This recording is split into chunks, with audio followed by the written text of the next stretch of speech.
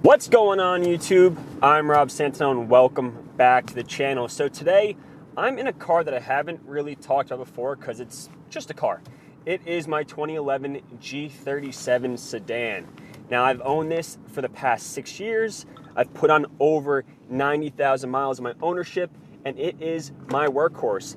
But today I am going to get it ready for sale, and I'll tell you why. As you all know, I bought the Lexus as a in-between car for my future wife. She needed an SUV, and I didn't want to buy her something expensive because we are looking to move from our current house to another house in the next year. So I said, just use this one for the time being. I really like them, so I figured when she was done with it after we moved, she got something else, then I would take it. Well, lo and behold, as you might have seen in the I surprised my fiance with a Lexus GX video, she was not really happy with it. Reason being, she's not a car person. She's been driving her brother's GLE 350 for the past, couple months, and she's just fallen in love with that car. I can't blame her. It is a very, very nice vehicle, has all the bells and whistles. That's fine. So I said, you know what? You can have that car. So she's going to buy her brother's Mercedes. I'm going to take the Lexus because I've absolutely fallen in love with it, and that really means that I don't need the Infiniti anymore. You know, the Infiniti has been my workhorse. It's been my to work, pretty much to everywhere type of vehicle, and it's just something I don't need at this point. So I'm going to sell it. I'm going to go and get the car washed so I can then take photos to put on Facebook Marketplace, and that will be done with it. Now, like I said, I love this vehicle. I've had it for 6 years. I bought it with 28,000 miles on it for like 24 grand, which I thought was a great deal. It was a certified pre-owned from an Infiniti dealership, and I now have 111,000 miles on it. The great thing that I love is I literally haven't had to do anything major except for standard maintenance, oil change, brakes, tires. Besides that, I've replaced the Y pipe because it really rusted away for some reason. And that's been it. I haven't had one actual major expense with this vehicle. Now, that's not entirely surprising because these V6 Japanese engines are known to be pretty reliable, at least for the first 130,000 miles or so. But I was surprised I haven't had to do anything besides oil changes, really. So we're almost at the car wash. I'm gonna take it through there because I really don't want to have to spend my time in 33-degree weather today to just get it ready for photos. So I'm just gonna let them take care of the interior and exterior clean. After I get it washed and on the way to where I'm gonna go take the photos at, I'll talk about why I really love this vehicle, because I think for a sedan, it's probably the best bargain on the market for all the things you're getting from it from a performance and comfortability perspective.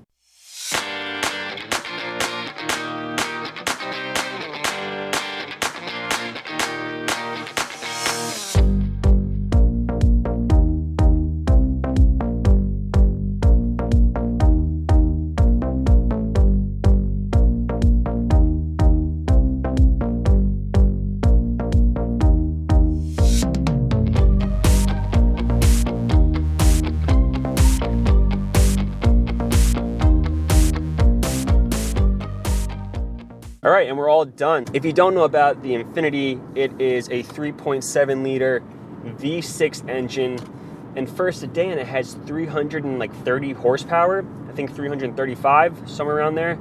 And the 0 to 60 is like 5.2 seconds. I mean, it's phenomenal. It's an all-wheel drive vehicle. It does absolutely insane in the snow, and it's very, very quick. Let's do a little pull here.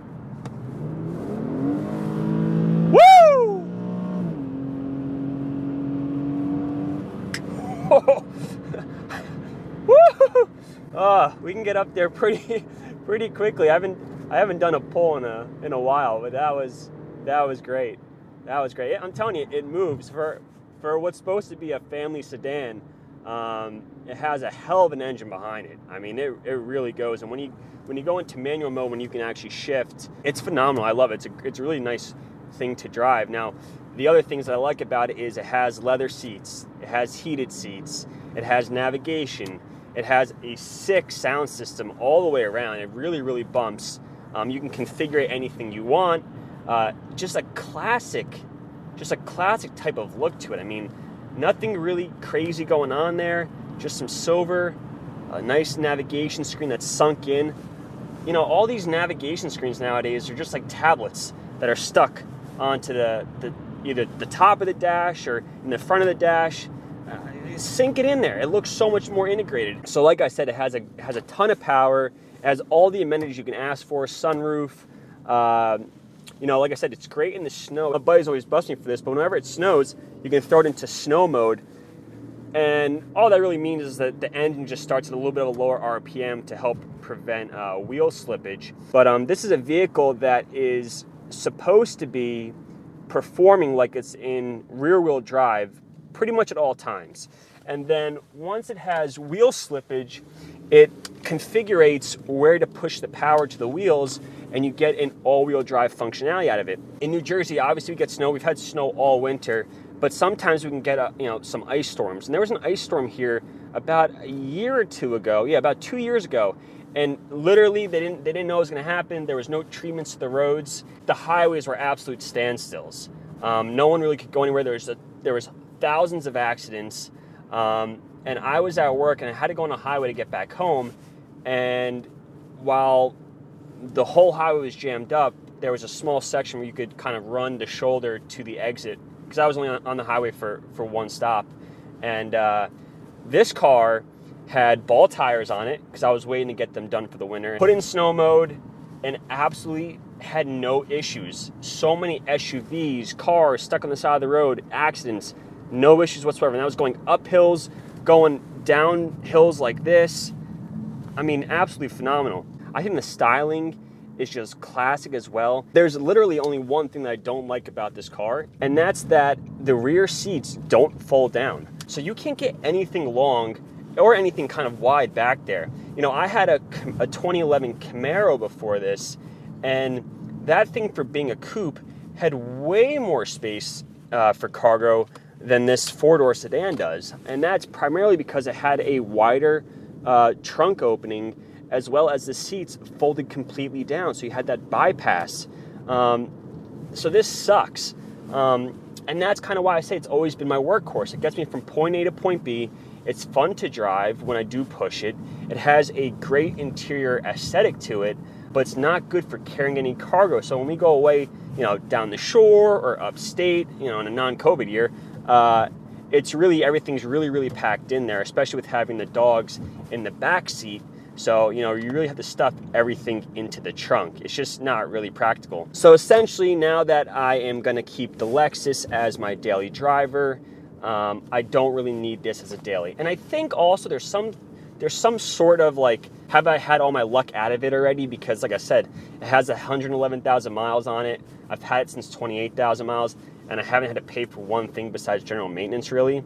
So I'm kind of I don't want to spend any money on it now, knowing that I really want to sell it. So I think it's the right time. Also, from a depreciation standpoint, I think with it being just over 100,000 miles, it still is kind of young in the opinion of another buyer.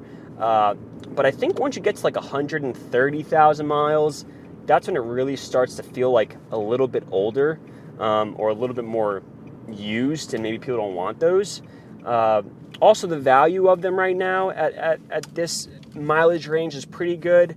It's $10,000. It's around $10,000. So I bought it for I think 24. So 24 minus 10 is 14, divided by 6. Now it's like $2,500, $2,250 in ownership costs per year. That's pretty damn good for all the miles that I put on it. So because of those reasons, I'm going to sell it. So now we're at my typical site. If you've seen my other videos of where I shoot my car videos. So I'm going to get out. I'm going to take photos of it. I'll do a little walk around of it. But, I'm sure for anyone that's been on the planet for the last 10 years or so, you've seen these cars. So it's not going to be too crazy. But we'll see if we can work something up from a video standpoint.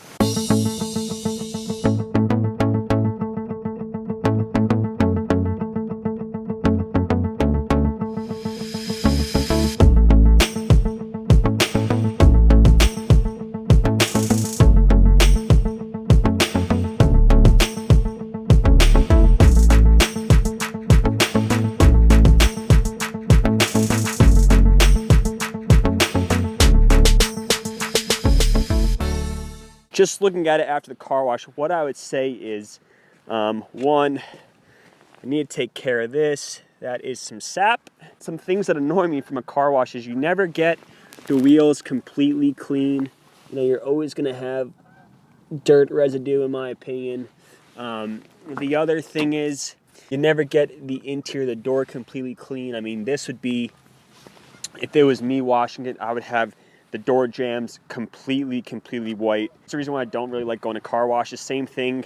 I mean, there's just some dirt here from when I was doing some things. Like I said, this car is my workhorse. I put a lot in it. It gets dirty, but that would be cleaned by me if I was doing it myself. So that's kind of annoying. So I'm taking these photos. I'm gonna have to make it seem like it's in a little bit better condition. I'm sure most people don't care, but for me as a car guy, an enthusiast, and kind of a perfectionist, I want everything to look completely clean and show it in its best light. And look, even back here, I mean, you have all this stuff that came out of the jams that are now going to be in the photos. So I'm going to have to wipe it clean with something. I should have brought microfiber towels. So it's just a little bit annoying. Yeah, I love this car. So it has a great backup camera. I actually have driven the Q50, which is supposed to be a newer version of the G37. The camera is absolutely garbage. This one's awesome. You can see where you're going to turn. It has a great resolution. You have the sensors for the proximity alert. I mean, it's really nice. They did a really good job with this car. I think it's going to really age really well. You have the one touch button to get in and get out. Now, the headlights, they're projector style. Every year, I do usually clean these up because you can see they're getting a little foggy, but just some easy headlight restoration with a little bit of a sandpaper and you're good to go there. So I just want to share that with you guys today. Like I said, I'm gonna take the Lexus from my fiance. She's gonna keep her brother's Mercedes. I'm gonna drive the Lexus as my daily driver now. So you're gonna see a lot more content about the Lexus, which I think a lot of you like based on the previous videos. I'm still looking for a Jeep Wrangler TJ or JK, preferably a TJ. I've had a few viewers actually that reached out to me about buying theirs. So there's some things in the works. It's still pretty difficult here. It is March now. The snow hopefully is done for the rest of the year. So maybe we'll start seeing some Jeeps coming back onto the market as people are trying to sell them, with the warmer months to come. So thank you guys for watching. I hope you enjoyed this video. I actually like these where I don't really have much of an agenda, but I'm just talking to you while driving. Hopefully you guys like them too. But thank you again for watching. If you haven't already, please subscribe. It really helps out the channel a lot. And don't smash, but gently hit that like button. I'll see you guys in the next one. Peace!